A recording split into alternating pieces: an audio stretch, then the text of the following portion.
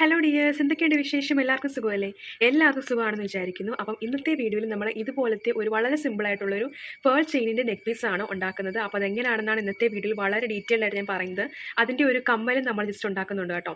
അപ്പം എങ്ങനെയാണെന്ന് ഇന്നത്തെ വീഡിയോയിൽ ഞാൻ പറഞ്ഞത്. അപ്പോൾ നിങ്ങൾ ഈ ഒരു ചാനൽ ആദ്യമായിട്ടാണ് കാണുന്നതെങ്കിൽ സബ്സ്ക്രൈബ് ചെയ്യാൻ മറക്കരുത്. ജസ്റ്റ് സബ്സ്ക്രൈബ് ചെയ്യാൻ സപ്പോർട്ട് ചെയ്യുക. അതുപോലെ തന്നെ ജസ്റ്റ് ഒന്ന് ലൈക്ക് ചെയ്യുക, ഷെയർ ചെയ്യുക, കമൻറ്റും ചെയ്യുക. അപ്പോൾ നമുക്ക് വീഡിയോയിലേക്ക് പോകാം.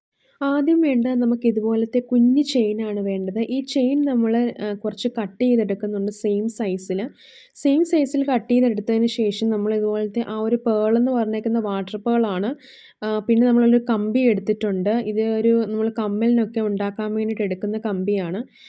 അപ്പോൾ നിങ്ങൾ കടകളിൽ ചോദിച്ചത് കഴിഞ്ഞ് നമുക്കത് കിട്ടുന്നതാണ്. അറ്റത്തിങ്ങനെ കുറച്ച് മുത്തൊക്കെ ഉള്ളൊരു കമ്പിയാണിത്.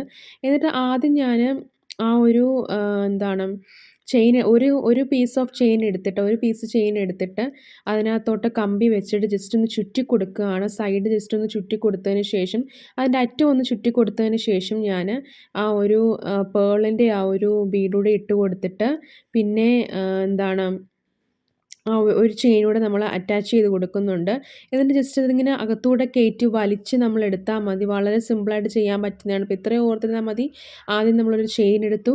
എന്നിട്ട് അതിൻ്റെ അറ്റം ജസ്റ്റ് ഒന്ന് ചെയിനും ആ കമ്പിയുമായിട്ട് ജസ്റ്റ് ഒന്ന് ചുറ്റി കൊടുത്തു. ചുറ്റി കൊടുത്തതിന് ശേഷം അതിനകത്തൂടെ ഞാൻ നമ്മുടെ പേളിൻ്റെ ആ ഒരു ബീഡ് ഇട്ട് കൊടുത്തു. എന്നിട്ട് ഒരു ചെയിനൂടെ ആ കമ്പിക്കകത്തൂടെ ഇട്ടിട്ട് ആ കമ്പി ജസ്റ്റ് ആ ബീഡിൻ്റെ അകത്തൂടെ നമ്മൾ വലിച്ചു കൊടുക്കുകയാണ് ചെയ്യുന്നത്. എന്നിട്ട് റിമൈനിങ് ആയിട്ടുള്ള വേസ്റ്റ് ആയിട്ടുള്ള ചെയിൻ നമ്മൾ കട്ട് ചെയ്ത് കളയുന്നുണ്ട്. കട്ട് ചെയ്ത് മാറ്റി വെക്കുന്നുണ്ട്. വേറെ എന്തെങ്കിലും കമ്മലിൻ്റെ ആവശ്യത്തിനൊക്കെ വേണം കളയരുത്. വേറെ എന്തെങ്കിലും കമ്മലിൻ്റെ ആവശ്യത്തിനൊക്കെ വേണ്ടിയിട്ട് നമുക്കത് യൂസ് ചെയ്യാവുന്നതാണ്. നമ്മൾ ജിമിക്കകത്തൊക്കെ ഉപയോഗിക്കുന്ന ആ കമ്മലിൻ്റെ താഴെ ആ കമ്മലിൻ്റെയൊക്കെ താഴെ നമ്മൾ കുഞ്ഞു കുഞ്ഞു മുത്തുകൾ ഇങ്ങനെ കോർത്ത് കിടക്കുന്നില്ലേ, അതൊക്കെ ഈ ഒരു കമ്പി വെച്ചാണ് നമ്മൾ ചെയ്യുന്നത്. നല്ല മൂർച്ചയുള്ള കമ്പിയാട്ടോ. അപ്പം ഇത് കയ്യിൽ പെട്ടെന്ന് കൊണ്ട് കയറും, കൈ മുറിയാനൊക്കെ സാധ്യതയുണ്ട്. അപ്പം നിങ്ങൾ വളരെ സൂക്ഷിച്ച് വേണം ഇത് ചെയ്യാൻ വേണ്ടിയിട്ട്. വളരെ സിമ്പിളായിട്ടുള്ളൊരു മാലയാണിത്. ഇത് വെച്ച് നമുക്ക് ക്രിസ്റ്റൽ ബീഡ് നമുക്കിങ്ങനെ വെച്ച് ചെയ്യുമ്പോൾ ലെയർ നമുക്ക് ഉണ്ടാക്കാൻ പറ്റും. ഒക്കെ നമുക്ക് ചെയ്യാം. നമ്മുടെ ആ ഒരു മനസ്സിലുള്ള ഡിസൈൻ വെച്ച് നമുക്ക് ക്രിയേറ്റ് ചെയ്യാൻ പറ്റും. അതിൻ്റെ കമ്മലും ഞാനിവിടെ അതേ രീതിയിൽ തന്നെ ഉണ്ടാക്കുന്നുണ്ട്. അപ്പോൾ ഞാൻ അത് കഴിഞ്ഞിട്ട് നമ്മൾ ലാസ്റ്റ് പോർഷനിൽ മാല ഉണ്ടാക്കിയിട്ട് ജംറിങ് വെച്ച് അറ്റാച്ച് ചെയ്ത് ഒരു എസ് ഷേപ്പിലുള്ള ഹുക്കോ അല്ലെങ്കിൽ ഏത് കൊളുത്ത് വേണമെങ്കിലും നമുക്ക് ഇട്ട് കൊടുക്കാം. അപ്പോൾ നമ്മുടെ മാലയും കമ്മലും കൂടെ സെറ്റ് ആയിട്ടുണ്ട്. എല്ലാവരും ജസ്റ്റ് ട്രൈ ചെയ്ത് നോക്കുക. വളരെ സിമ്പിളായിട്ടുള്ള എലഗൻ്റ് ആയിട്ടുള്ള വളരെ സിമ്പിൾ ആൻഡ് എലഗൻ്റ് ആയിട്ടുള്ള ഒരു മാലയാണ്. നമുക്ക് എല്ലാ ഡ്രസ്സിൻ്റെ കൂടെയും.